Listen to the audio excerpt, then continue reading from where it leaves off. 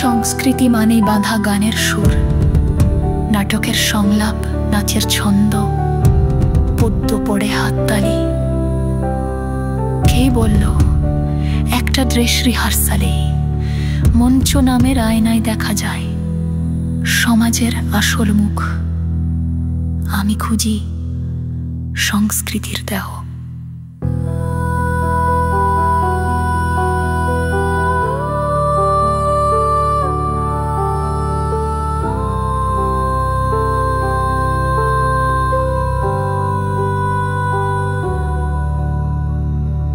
খুঁজি তার হৃৎপিণ্ড যেখানে মায়া আছে, প্রশ্ন আছে, বিদ্রোহ আছে।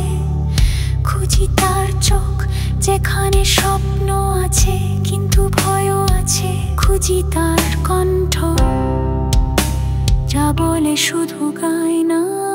সংস্কৃতি কি কেবল অনুষঙ্গ নাকি জীবনধারার বিপরীতে দাঁড়িয়ে একটা ন্যূনতম প্রতিবাদ, যেখানে অন্ধত্ব উৎসব হয়, ধর্ম হয় ব্যবসার স্লোগান, জাত হয় অস্ত্রের আঘাত, নাচের মঞ্চেও খেলে দালালির ছায়া।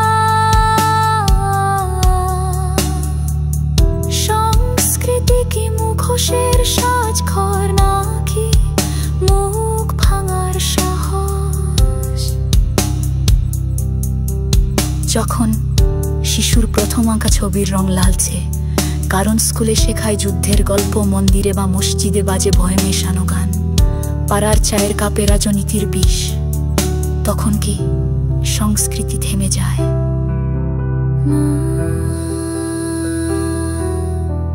থামে না,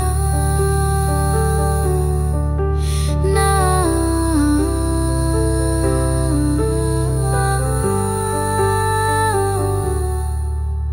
সে বাস করে অসন্তোষে, বেঁচে থাকে হুইসেল বাজানো এক রুক্ষ শিশুর চোখে।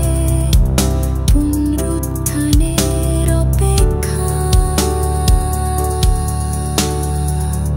সংস্কৃতি তাকে বন্দি করো না ক্যালেন্ডারের দিনে, সে বাঁচে খিদের পেটে ও প্রেমের চিঠিতে, বিদ্রোহের দেয়াল লিখনে, একটানা শব্দে যেখানে সবাই হ্যাঁ বলছে।